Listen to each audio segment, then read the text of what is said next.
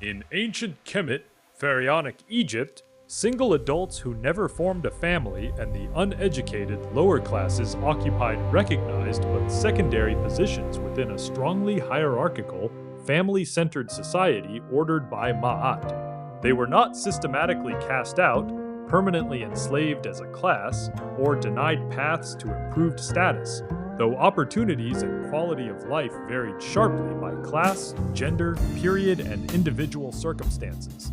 Treatment of single, never married, or long-term unmarried men and women, marriage and producing children were the clear societal ideal and practical norm.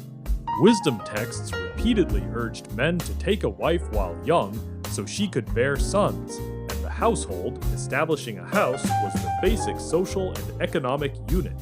Most people married relatively early, girls often in early to mid-teens, men somewhat later once they could support a household. Lifelong singles existed but were unusual and not celebrated. Unmarried women typically remained in the households of parents, brothers, or other relatives rather than living independently.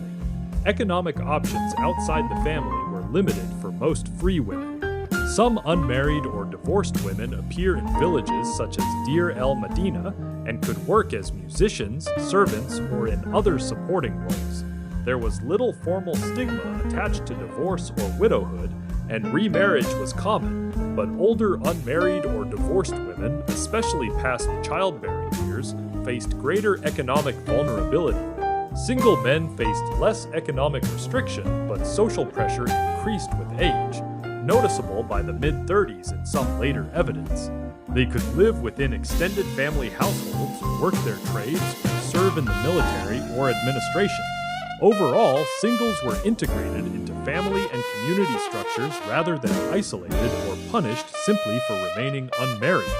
The ideal remained a productive married household that supported parents in old age and maintained the funerary cult. How the uneducated viewed themselves, physical, spiritual, intellectual, the vast majority of the population was uneducated in the formal scribal sense.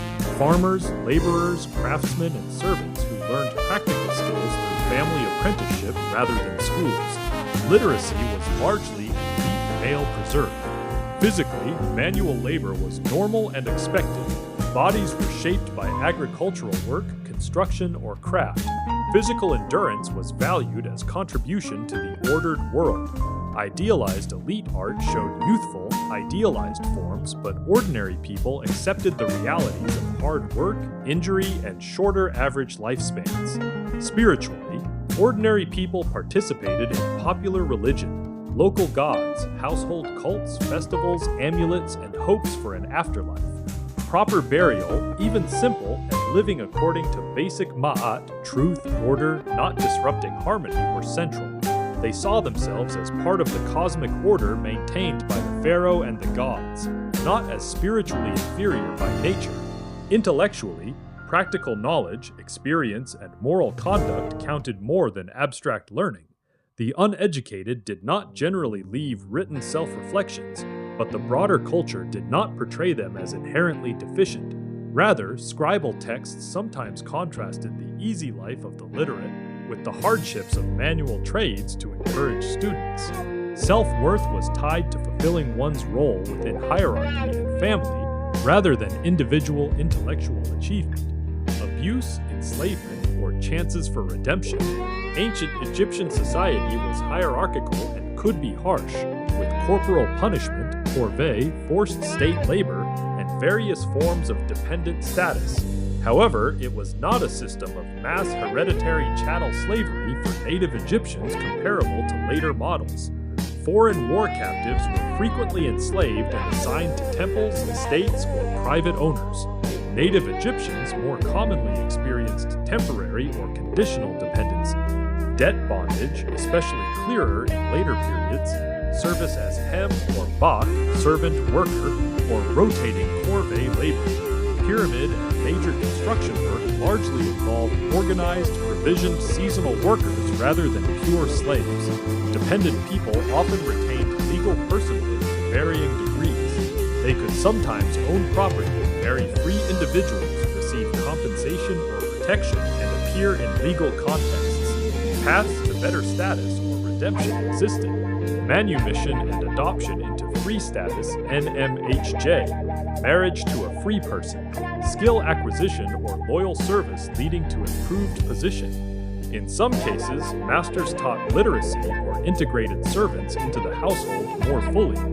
Debt-related servitude was often theoretically temporary. Social mobility occurred both upward through ability, patronage, military service, or scribal training for a minority, and downward, debt, punishment, inheritance division. Lower status people were subject to the same hierarchical discipline and physical demands as the rest of society. But the system allowed integration and improvement rather than permanent exclusion or pure lifelong abuse for entire classes of free-born Egyptians. In short, singles and the uneducated lived within the expectations of family, labor, and ma'at. They were neither idealized nor systematically crushed. Their treatment reflected practical hierarchy with real, if limited, avenues for stability or advancement. Evidence is stronger for fleet and village contexts, e.g. Bir el Medina, than for the poorest rural majority, and practices evolved across the long span of Egyptian history.